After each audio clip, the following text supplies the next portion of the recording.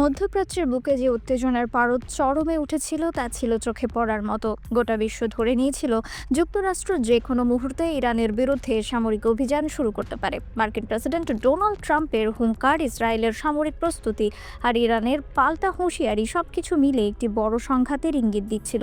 কিন্তু হঠাৎ করেই যেন এক ধরনের ব্রেক পড়ল। সেই আশঙ্কাজনক হামলা আর হলো না। প্রশ্ন উঠল, কেন? এই হঠাৎ থেমে যাওয়ার পেছনের রহস্যময় কারণ কি? উত্তরের বড় অংশটি লুকিয়ে আছে ইসরায়েলের গভীর উদ্বেগে। সিএনএন এর এক বিশেষ রিপোর্ট অনুযায়ী ইসরায়েলের প্রধানমন্ত্রী বেনিয়ামিন নেতানিয়াহু সরাসরি মার্কিন প্রেসিডেন্ট ডোনাল্ড ট্রাম্পকে অনুরোধ করেন ইরানে হামলা আপাতত পিছিয়ে দেওয়া হোক। এই অনুরোধের পেছনে একটি ভয়াবহ বাস্তবতা লুকিয়েছিল। ইসরায়েলের ক্ষেপণাস্ত্র প্রতিরক্ষা ব্যবস্থা চরম চাপের মধ্যে রয়েছে। গত বছর ইরানের সঙ্গে সরাসরি সংঘর্ষে ইসরায়েল তাদের আকাশ প্রতিরক্ষা ব্যবস্থা আয়রন ডোম, ডেভিড স্লিং এবং অ্যারো সিস্টেম ব্যাপকভাবে ব্যবহার করেছে। ইসরায়েলি কর্মকর্তাদের আশঙ্কা, আবার বড় আকারের সংঘাত শুরু হলে এই সিস্টেমগুলো দীর্ঘ সময় ধরে টিকে থাকতে পারবে না। সহজ ভাষায়, ইসরায়েলের ঢাল দুর্বল হয়ে পড়ছে। ইসরায়েলের আরেকটি বড় হিসাব ছিল ইরানের সরকারকে কয়েকটি সীমিত বিমান হামলায় ফেলা সম্ভব নয়। ইসরায়েলি নেতৃত্বের মতে ইরানের সরকার ভাঙতে হলে দীর্ঘমেয়াদী এবং পূর্ণাঙ্গ সামরিক অভিযান দরকার, আর সেটার ফল হবে ইসরায়েলের উপর ব্যাপক ক্ষেপণাস্ত্র হামলা, বড় অর্থনৈতিক ক্ষতি আর দীর্ঘ যুদ্ধের ঝুঁকি। এই মুহূর্তে ইসরায়েল সেই পরিস্থিতির জন্য পুরোপুরি প্রস্তুত নয়।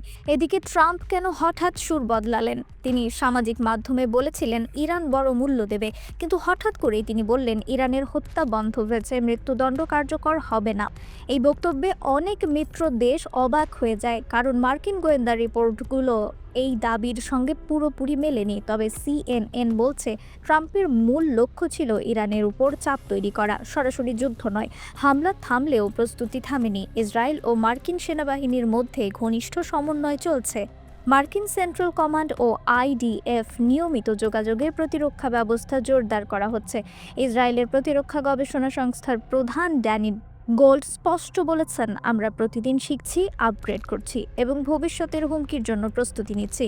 সবচেয়ে বড় ভয়টা হলো ইরান কি করতে পারে। ইসরায়েলি গোয়েন্দা মূল্যায়নে বলা হচ্ছে ইরান ভুল বোঝাবুঝি থেকে আগাম হামলা চালাতে পারে, অথবা পরিকল্পিতভাবে ইসরায়েল ও মার্কিন ঘাঁটিতে আঘাত হানতে পারে। কারণ ইরান ভাবতে পারে আমেরিকা হামলা করবেই, তাই আগে মারাই ভালো। সব মিলিয়ে ছবিটা খুব পরিষ্কার। ইরানের হামলা আপাতত বন্ধ বা বাতিল নয়। ইসরায়েল প্রস্তুতি নিতে চায় আরও সময়। ট্রাম্প কূটনৈতিক চাপ দিয়ে ফল আদায়ের চেষ্টা করছে, আর পুরো মধ্যপ্রাচ্য দাঁড়িয়ে আছে একটি ভুল সিদ্ধান্তের দূরত্বে। একটি বোতাম চাপা হলেই যুদ্ধ। এই পুরো উত্তেজনার মূল উৎস ইরানের ভেতরে। ডিসেম্বরের শেষ দিক থেকে ইরানে ব্যাপক সরকার বিরোধী আন্দোলন শুরু হয়েছে। বিক্ষোভ, সংঘর্ষ, আগুন। এই আন্দোলন এখনও পুরোপুরি থামেনি। ইরানের সরকার এটাকে সরাসরি দাঙ্গা ও সন্ত্রাসী কর্মকাণ্ড বলে ঘোষণা করেছে। তেহরানের দাবি, এই আন্দোলনের পেছনে পরোক্ষভাবে যুক্তরাষ্ট্র আর ইসরায়েল রয়েছে। যুক্তরাষ্ট্র ভিত্তিক মানবাধিকার সংস্থা human rights activist news agency বলছে, এই সহিংসতায় এখন পর্যন্ত 2000-এর বেশি মানুষ নিহত হয়েছে। এই অবস্থায় ইরান আর চুপ থাকেনি। জাতিসংঘে ইরানের স্থায়ী মিশন সরাসরি যুক্তরাষ্ট্রের বিরুদ্ধে অভিযোগ তোলে। তাদের দাবি, ওয়াশিংটনের পুরো ইরান নীতি আসলে সরকার পরিবর্তনের লক্ষ্যে পরিচালিত। ইরানের ভাষায় নিষেধাজ্ঞা, হুমকি, পরিকল্পিত অস্থিরতা আর বিশৃঙ্খলা, সবকিছুরই একটাই উদ্দেশ্য, সামরিক হস্তক্ষেপের জন্য অজুহাত তৈরি করা। তেহরান স্পষ্ট করে বলেছে, এই প্রেসক্রিপশন আগেও ব্যর্থ হয়েছে, এবারও ব্যর্থ হবে। পরিস্থিতিকে আরও জটিল করে তুলেছে আরেকজন, ডোনাল্ড ট্রাম্প। মার্কিন প্রেসিডেন্ট প্রকাশ্যে ইরানের বিক্ষোভ দমনে কঠোর অবস্থান নেওয়ার জন্য তেহরানের বিরুদ্ধে পদক্ষেপের হুমকি দিয়েছেন। এই বক্তব্য মধ্যপ্রাচ্যের আগুনে যেন আরও ঘি ঢেলে দিয়েছে। এই উত্তেজনার মাঝে আরও একটি বিষয় ইরানকে উদ্বিগ্ন করেছে, তা হলো তাদের ক্ষেপণাস্ত্র কর্মসূচি। ইরানের সর্বোচ্চ নেতা আয়াতুল্লাহ আলী খামেনির অবস্থান পরিষ্কার, প্রয়োজনে অস্ত্র হাতে লড়াই হবে, কিন্তু শত্রুর সঙ্গে কোনো আপোষ নয়। ইসরায়েলের প্রধানমন্ত্রী বেনিয়ামিন নেতানিয়াহু সরাসরি হুঁশিয়ারি দিয়ে বলেছেন, ইসরায়েল কখনোই ইরানকে তাদের ব্যালিস্টিক ক্ষেপণাস্ত্র কর্মসূচি পুনর্গঠন করতে দেবে না। এমনকি ইরানের পারমাণবিক কর্মসূচি আবার শুরু করার সুযোগও দেওয়া হবে না। এরই মধ্যে ইরানের বিপ্লবী রক্ষী বাহিনী আইআরজিসি তাদের আকাশ প্রতিরক্ষা ব্যবস্থা ও ক্ষেপণাস্ত্র ইউনিটের সক্ষমতা যাচাই করতে বড় ধরনের সামরিক মহড়া চালিয়েছে। হয়েছে।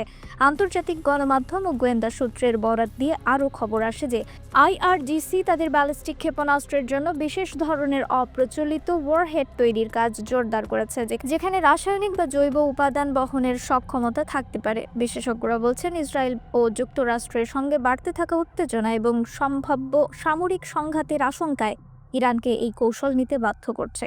এইসব উত্তেজনার মাঝে হঠাৎ করে আরেকটি নাটকীয় ঘটনা পরিস্থিতিকে আরও জটিল করে তোলে। উত্তর আটলান্টিক মহাসাগরে যুক্তরাষ্ট্র একটি রুশ পতাকাবাহী তেল ট্যাঙ্কার দখল করে নেয়। অভিযোগ, জাহাজটি নিষেধাজ্ঞা ভেঙে ভেনেজুয়েলা, রাশিয়া আর ইরানের জন্য তেল পরিবহন করছিল। এটাকে বলা হচ্ছে শ্যাডো ফ্লিট, চুপিসারে নিষিদ্ধ তেল বাণিজ্যের নেটওয়ার্ক। রাশিয়া ক্ষুব্ধ, মস্কোর দাবি আন্তর্জাতিক আইনে এটা অবৈধ। তারা বলে, অন্য দেশের পতাকাবাহী জাহাজে শক্তি প্রয়োগের অধিকার কারণেই।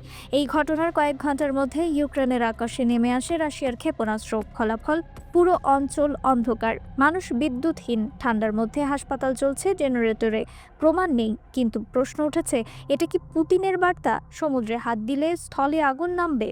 সব মিলিয়ে মধ্যপ্রাচ্য এখন একটি ভুল সিদ্ধান্তের দূরত্বে দাঁড়িয়ে আছে। ইরান হামলা আপাতত বন্ধ বা বাতিল নয়। ইসরায়েল প্রস্তুতি নিতে চায় আরও সময়।